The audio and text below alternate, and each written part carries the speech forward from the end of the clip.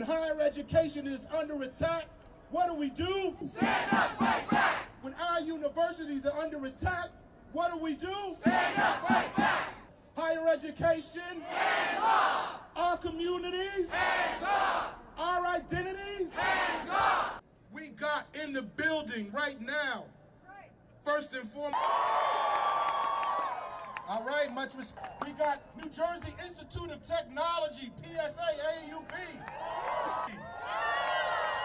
We got AUP, NYT Manhattan chapter. Give it up. To teach, to research, to associate, and to protest.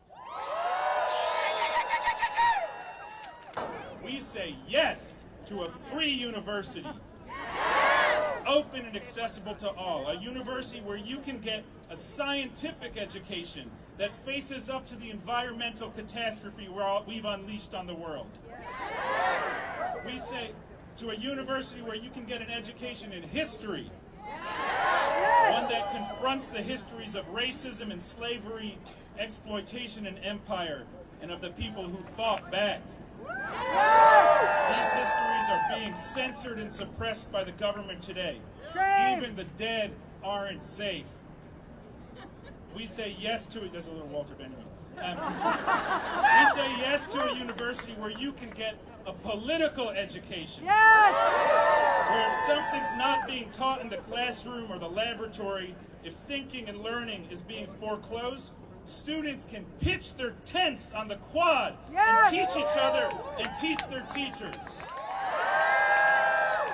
Opposing the destruction of Gaza. Authoritarian apparatus. We can't go back to the day last months offer us many lessons about our institutions, and because when we fight together, we win. Hands off!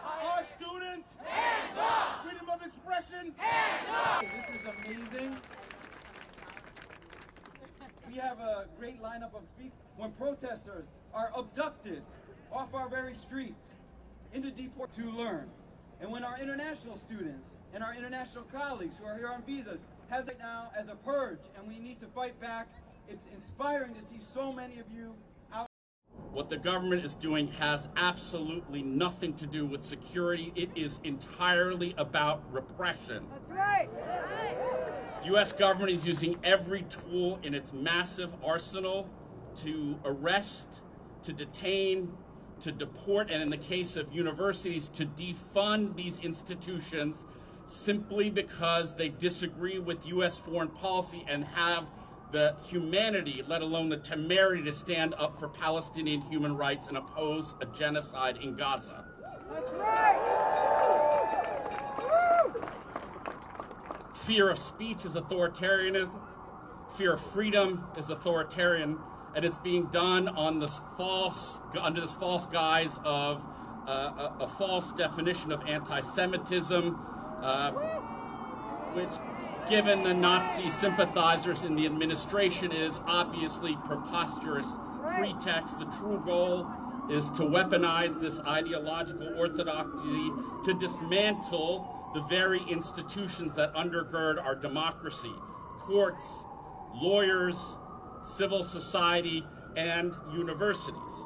And to suggest that due process is optional is, again, the hallmark of authoritarianism.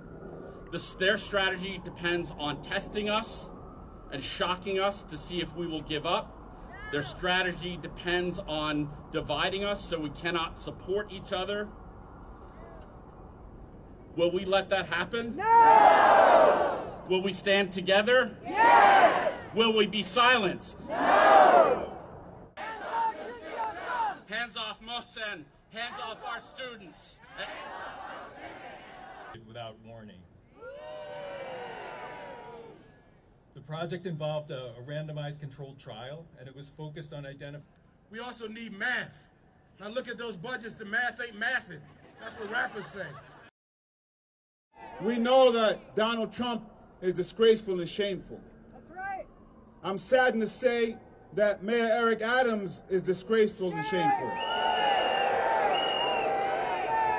I'm sad to see law firms like Paul Weiss shrink, be disgraceful and shameful. I'm sad to see institutions like Columbia shrink when they should have stepped up.